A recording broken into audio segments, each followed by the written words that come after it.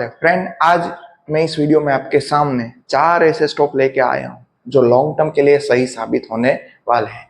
Target के साथ मोतीलाल ओसवाल ने यहाँ पे खरीदने की सलाह दी है और स्टॉक की चारों चार स्टॉक की पास हिस्ट्री देखे तो भी बढ़िया है। पास में भी अच्छा रिटर्न दिया था, मगर ऐसा नहीं हो सकता है कि पास में दिया तो फ्यूचर में दे सकता है। मगर ये चारों स्टॉक बढ़िया है, अभी भी अच्छा कामकाज कर रहे हैं, जो भी इंडस्ट्री में है वहां पे अपना अच्छा खासा नाम बनाया है, इसलिए ऐसा लग रहा है कि आने वाले दिनों में ये स्टॉक भी बढ़िया कर सकता है। हमारी कोई बाय सेल रिकमेंडेशन नहीं, मोतीलाल ओसवाल नहीं है, टारगेट के साथ चारों स्टॉक बताए जो मैंने आपके सामने रखे। फर्स्ट है श्रीराम फाइनेंस, बढ़िया स्टॉक, बढ़िया मल्टीपैगर रिटर्न अभी तक तो दिया है स्टॉक ने। यहाँ पे खरीदने की सलाह दी है फ्रेंड देखे तो, और स्टॉक की टारगेट प्राइस भी साथ में बता रखी है।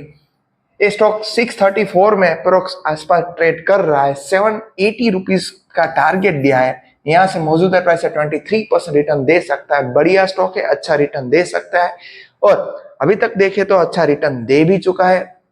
श्रीराम फाइनेंस का कामकाज बढ़िया चल रहा है, लोन वगैरह जो भी उसका है। ब्रोकरेज ने कहा कि पिछली तिमाही में जो डिसबर्समेंट होता है लोन का थोड़ा कमजोर रहा, मगर जो विलेज सेक्टर, ग्रामीण सेक्टर में डिमांड मजबूत बनी है और एमएसएमई और सेकंड हैंड कॉमर्शियल व्हीकल पर अच्छा खासा कामकाज कर रहे हैं। कंपनी की नेट मार्जिन इनकम फिलहाल अतिरिक्त लिक्विडिटी के वजह से दबाव में, मींस के प्रेशर में लास्ट मार्जिन, लेकिन आने वाले समय में अच्छा रह सकता है। फाइनेंशियल 25-27 में 17% का सालाना मुनाफा, पेट CAGR और 16% ROC का अनुमान किया है। यहाँ पे 1.6 का जो बुक वैल्यू पर ट्रेड हो रहा है और यहाँ पे एक्सपेक्ट किया है, तो आकर्षक वैल्यू से, अच्छी वैल्यू से अभी स्टॉक मिल रहा है, तो रडार पे रखो। यहाँ पे कई सारे वैसे देखे तो श्रीराम फाइनेंस में FI की अच्छी खासी होल्डिंग भी है। नेक्स्ट वी मार्ट, और ऐसा नहीं है फ्रेंड कि ब्रोकर ने दिया है और मैंने बताया तो आप खरीद लो। आप अपने हिसाब से देखो, फंडामेंटल देखो, कन्विक्शन में बैठता है तभी खरीदना चाहिए। हमारा कोई काम बाय सेल रिकमेंडेशन का नहीं। मैं कई सारे स्टॉक हमने ऐसे ढूंढे, वहां पे कई सारे ब्रोकर ने भी दिए तो कई सारे अच्छे वैल्यू में मिल रहे, तो अच्छे खासे पैसे भी बना रहे। लास्ट वीक मैंने एक वीडियो बनाई जिसमें 3 स्टॉक बताए थे, दिखाए थे कि भाई वहां पे अभी वो स्टॉक बुक वैल्यू से हाफ प्राइस में मिल रहे। तो आज जो स्टॉक देखे तो कैनरा बैंक, महाराष्ट्र स्कूटर, वो सबने देखे तो कई गिरावट के मार्केट में भी अच्छा खासा रिटर्न दे दिया है। तो ऐसे ही स्टॉक ढूंढने चाहिए।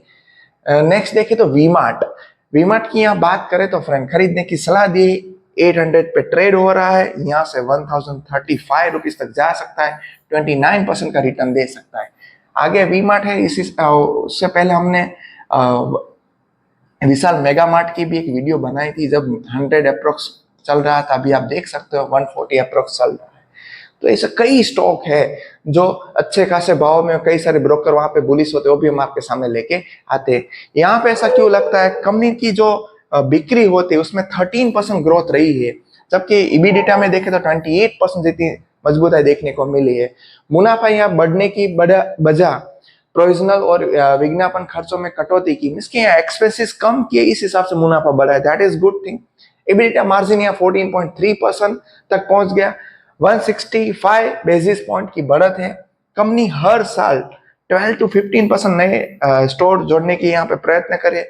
वीमार्ट के शेयर की बात करें तो हाल ही में करेक्शन देखने को मिला, जिससे अच्छी खासी वैल्यूएशन और आकर्षक वैल्यूएशन में मिल रहा है। तो इस स्टॉक को भी अपने रडार पे रखो। जैसे फर्स्ट हमने बताया आपके सामने, श्रीराम फाइनेंस, ये भी अच्छा, वी मार्ट भी अच्छा है, इसमें भी अच्छा खासा प्रदर्शन दिख सकता है और अच्छी वैल्यूएशन में। देखो स्टॉक अच्छा होना मिल जाएगा, मगर अच्छी वैल्यू में मिलना ये सबसे बड़ी चीज होती है।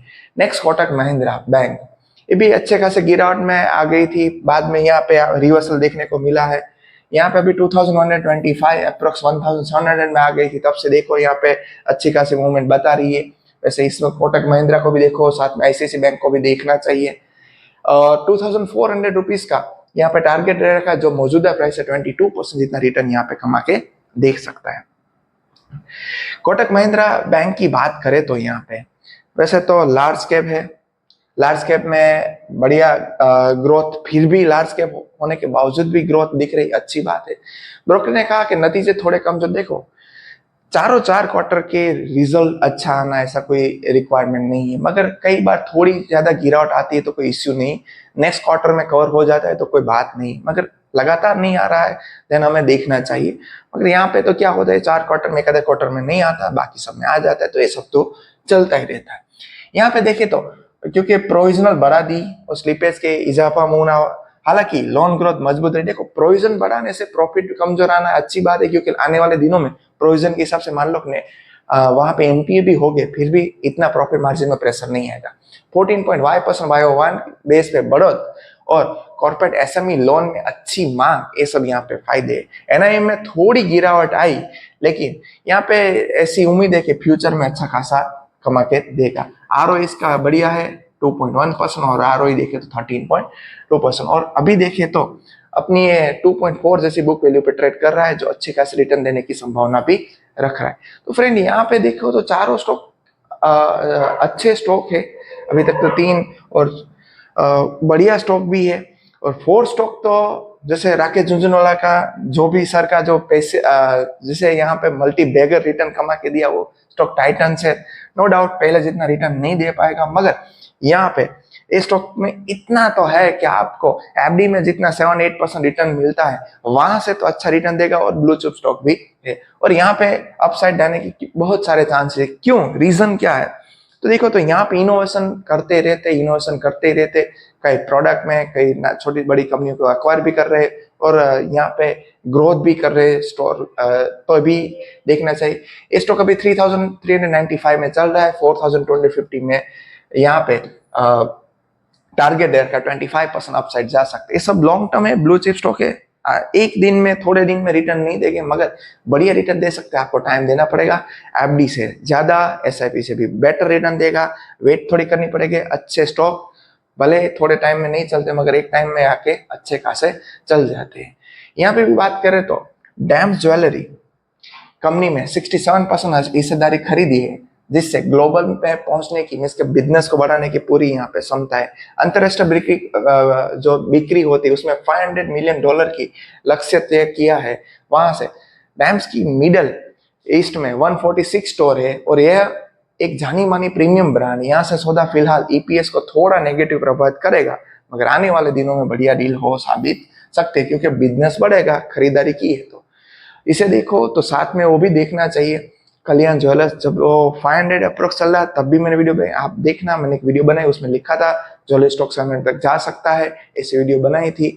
वहां पे भी अभी देखे तो अच्छा खासा मूवमेंट देखने को मिल रहा है, क्योंकि स्टॉक अच्छी वैल्यूएशन में आ गया है, और वो भी अपने हिसाब से अच्छा खासा मूवमेंट कर रहा है, नए नए स्टोर ओपन कर रहे हैं। और अभी क्या हो रहा है ज्वेलरी सेक्टर में फ्रेंड, ऐसा हो रहा है कि दिन पे दिन अभी ज्वेलरी सेक्टर ऑर्गेनाइज सेक्टर में जा रहे हैं। इसका भी जो लोकल वेंडर है वो तो चल ही रहे हैं, और साथ में धीरे धीरे वहां पे लोग की क्या है भरोसा कम हो जा रहा है, और ये बड़े बड़े स्टोर है, कंपनियों है, उसमें लोग अभी वेराइटी ज्यादा मिलती है, डिजाइनों ज्यादा मिलते हैं, तो वहां पे लोग ज्यादा प्रेफर करते हैं, उस हिसाब से यहाँ पे बिक्री होना आवश्यक है। दूसरी बात, इंडिया एक ज्वेलरी का मार्केट है, इंडिया में गोल्ड सिल्वर बिकना एक आम बात है, वहां पे कभी भी रुकते नहीं, कि सबको मालूम है गोल्ड सिल्वर ने आज तक तो अच्छा रिटर्न दिया है, कंपेयर टू सिल्वर में गोल्ड ने तो बढ़िया रिटर्न ही दिया है।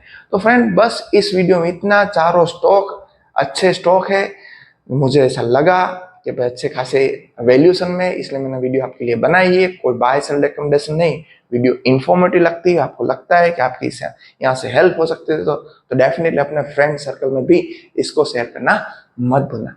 Thank you.